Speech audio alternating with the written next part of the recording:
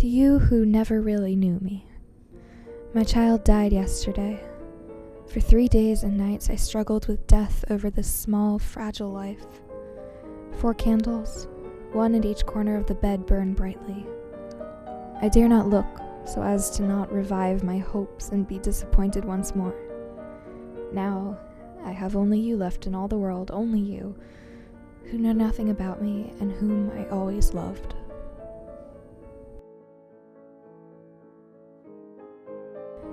Perhaps I can't make myself completely clear to you. My head is so heavy, my temples twitch and throb.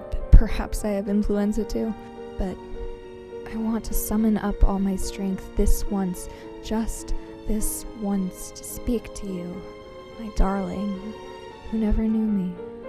But you shall know my secret only when I am dead, when you won't have to answer me.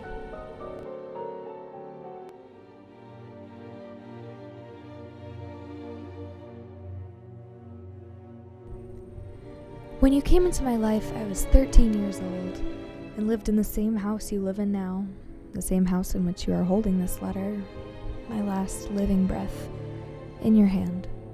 I know exactly, my darling, the day and the hour when my heart was lost to you forever.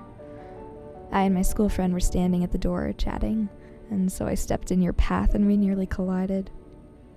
You looked at me with that warm, soft, covert expression. Thanks very much, young lady. That was all, darling.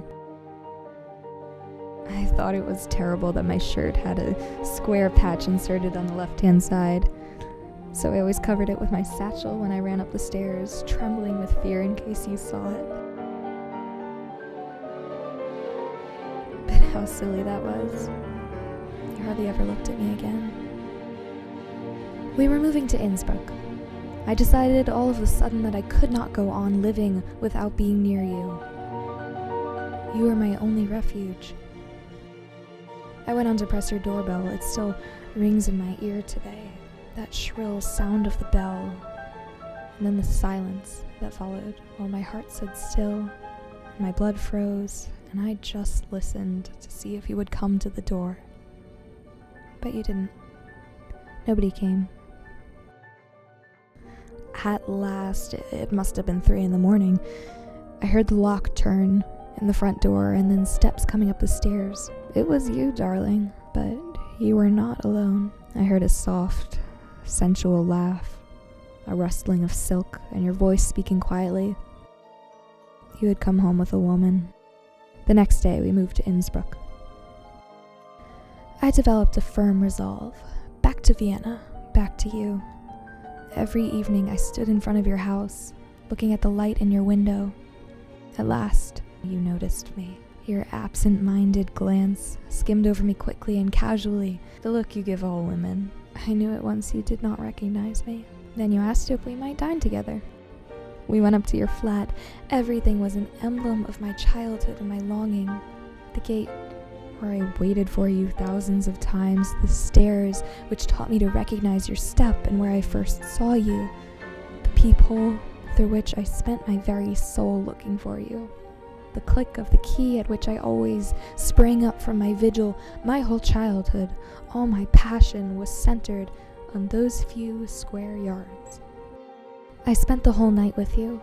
In the morning I hurried away early. You let me take a few white roses. We had first arranged another evening together. Then you gave me a third night. My child died yesterday. He was your child too, conceived on one of those 3 nights.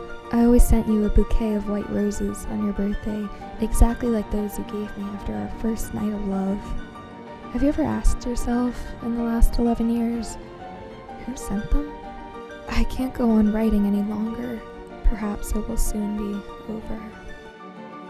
Farewell, darling. Farewell. Thank you. It was good as it was, in spite of everything.